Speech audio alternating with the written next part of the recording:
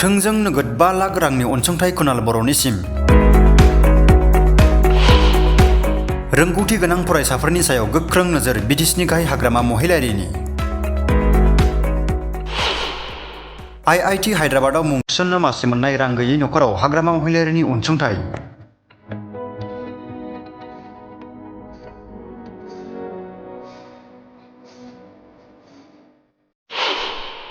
साफ्रोमबो बिटिसि ओनसोलनि लाइमोनफोरा मोजां गोसो होना फराय, जेरै कुणाल बर'। फरायनायाव मोजांब्ला गोसो होनानै फराय। कुणाल बर'खौ एग्जाम्पल लानानै गासैबो जाहाथे बिटिसिनि लाइमोनफ्रा फरायो, बेखौ नोंथांमोननि चेनेलनि गेजेरजों बिटिसिनि गासै फरायनाय फरायसाफोरनो आङो नायनो थाखाय बा बुजिनो थाखाय खावलायहरनाय थाबाय। नों गावखौ हारसिं साननो नाङा। नखराव रां गैयाब्लाबो मानाव गेदेर अनसुला हाग्रामा महिलारि सार दं। कास्टम बसुमतारी। जों सारा बिटिसिनि लाइमोनफोरखौ आं खावलायनो लुबैयो, जाय फरायनो हानाय नोंथांमोना गावखौनो हारसिं साननो नाङा। नों जुदि फरायनायाव फिट, नों जुदि फरायनायाव गोसो होयो, नोंहा जुदि मोजां रिजाल्ट खालामदोंब्ला, नोंनि नखराव जुदि राङारि गैयाब्लाबो दिनै जोंनि बिटिसिनि चिफ मानाव गेदेर हाग्रामा महिलारि सार अनसुला दङ। नों सिगाङाव फरायनायाव मोजां जानो नांगोन। जेरै एग्जाम्पल कुणाल बर'आनो। कुणाल बर'आ फरायनायाव मोजां, नाथाय नखराव रांखान्थि हालोदा मोजां नङाब्लाबो नाथाय दिनै कुणाल बर'खौ मानाव गेदेर हाग्रामा महिलारि सारा अनबाय। सोलोंथाइ हेफाजाबनि थाखाय कुणाल बर'नि नखराव लाइमोन बिपिएफनि दैदेनगिरिफोरनि आगान। कुणाल बर'आ हायद्राबादनि आईआईटीआव बिटेक केमिकेल आयदायाव सोलोंथाइ लानो थाखाय खाबुखौ मोन्दों आरो फैगौ 17 अक्ट'आव सोलोंथाइनि थाखाय थांगोन।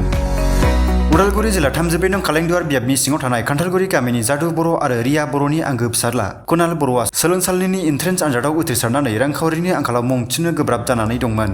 रिक्सा सालायनानै नखर खुंबोनाय गोरिब नखरनि फरायसा कुणाल बर'आ आईआईटी हायद्राबादाव मुं थिसननो खाबु मोन्दोंमोनब्लाबो राहा गैयै जानानै दंमोन। नाथाय माखासे सान सिगां समाज बिजोङाव बिटिसिनि गाहाय हाग्रामा महिलारिनिसिम मदद नागिरदोंमोन फरायसा आरो नखरनि बिमा बिफाया। जेरै मदद नागिरदोंमोन बेबायदिनो गोख्रों फिनजाथाय बिटिसिनि गाहाय हाग्रामा महिलारिनि। मैया एबा 15 जुलाइ 2026 खालि हाग्रामा महिलारिनि बिथोन बायदियै लाइमोन बिपिएफ दोलोनि दैदेनगिरिफोरा खौरां लानो थाङो आरो दिनै रादाय होनाय बायदि रांनि थाखाय मददखौ होयो। हाग्रामा महिलारिनि बिथोन बायदियै थिनहरजानाय मिरु लाइमोन बिपिएफनि दैदेनगिरि कास्टम बसुमतारी, प्रहलाद ब्रह्म आरो बिक्रम दैमारि मोना कुणाल बर'नि नखराव थांनानै रांनि गोनांथि जानाय फरायसानो थोंजों नोगोद 5 लाख रांनि अनसुंथाइखौ नखरनि बिमा बिफानि सिगाङाव कुणाल बर'नि आखायाव दिनै होयो। रांनि मदद होनायखौ लानानै मिरु लाइमोन बिपिएफनि लोगो आफादगिरि कास्टम बसुमतारीया खौरां बिजोङाव ओरैबायदि बुङो। जोंनि थाखाय गोग्गाथाव बाथ्रा आरो जोंनि थाखाय रंजाथाव बाथ्रा। सासे गोरिब नखराव रोंगौथि गोनां फिसा हौवा जों मोननो थांगासिनो दङ। थिग बेबादिनो दिनै कुणाल बर' बिथाङा हायद्राबादनि आईआईटीआव एडमिसन मोननो हाबाय। कुणाल बर'नि बिफाया सासे इ रिक्सासो सालायग्रा आरो मानाव गेदेर हाग्रामा महिलारि सारनि गिदिर मोनसे अननाय। जोंखौ मैया मानाव गेदेर बिटिसिनि चिफ हाग्रामा महिलारि सारा बिथांनि न'आव दावबायफैनो थाखाय खबर लाफैनो थाखाय मैया जोंखौ थिनहरदोंमोन। दिनै आरो बिथाङा कुणाल बर'नि फरायनायाव 4 बोसोर बिथाङा हायद्राबाद आईआईटीआव फरायगोन। बिनि गथे खरसाखौ बानजोबनानै बिथाङा 5 लाख जोंखौ कुणाल बर'नो होफैनो होदों। थिग बेबायदिनो दिनै जोङो कुणाल बर'नि आंगो बिफा, कुणाल बर'नि आंगो बिमा आरो कुणाल बर'नि आखायाव मानाव गेदेर हाग्रामा महिलारि सारनि जि अननाय हरनाय 5 लाख रुपिस जों बिथांनो जों होफैबाय। आङो गिबियावनो आफा अबंलावरिनाव आर'ज खालामो, कुणाल बर'आ जे हायद्राबादाव आईआईटी फरायनो थांगासिनो दङ, बे मोजाङै मोजां फरायनानै मोजाङै मोजां कर्स जोबनानै बिमा बिफाया लुबैनाय बायदियै जोंनि बड'लेण्डआव रोंगौथि गोनां सासे इन्जिनियार जानानै बिथाङा मोजाङै मोजां सफैफिनो आरो बिथांनि फरायनाया साक्सेस जायो। आफा अबंलावरिया कुणाल बर'खौ अराय सम अनथों।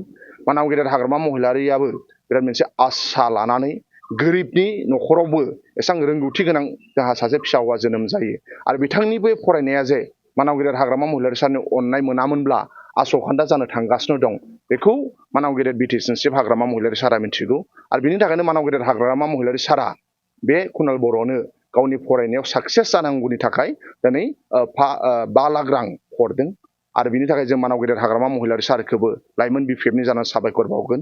मानोना बिथाङा जे मोनसे गुवार बिखा आरो बिथाङा जे रोंगौथि गोनां फरायसाफोरखौ अनो आरो बिनि थाखाय आं नोंथांमोननि चेनेलनि गेजेरजों सारा बिटिसिनि लाइमोनफोरखौ आं खावलायनो लुबैयो, जाय फरायनो हानाय नोंथांमोना गावखौनो हारसिं साननो नाङा। नों जुदि फरायनायाव फिट, नों जुदि फरायनायाव गोसो होयो, नोंहा जुदि मोजां रिजाल्ट खालामदोंब्ला, नोंनि नखराव जुदि राङारि गैयाब्लाबो दिनै जोंनि बिटिसिनि चिफ मानाव गेदेर हाग्रामा महिलारि सार अनसुला दङ। नों सिगाङाव फरायनायाव मोजां जानो नांगोन जेरै एगजाम्पल कुणाल बर'आ फरायनायाव मोजां नाथाय न'खराव रांखान्थि हालोदा मोजां नङाब्लाबो नाथाय दिनै कुणाल बर'खौ मानाव गेदेर हाग्रामा महिलारि सारा अनबाय थिग बेबादिनो बिटिसिनि माखासे लाइमोनफोराबो जुदि नोंसोर फरायनायाव मोजांब्ला गोसो होनानै फराय कुणाल बर'खौ एगजाम्पल लानानै गासैबो जाहाथे बिटिसिनि लाइमोनफ्रा फरायो बेखौ नोंथांमोननि चेनेलनि गेजेरजों बिटिसिनि गासै फरायनाय फरायसाफोरनो आङो नायनो थाखाय बा बुजिनो थाखाय खावलायहरनाय थाबाय। News desk BTC live 12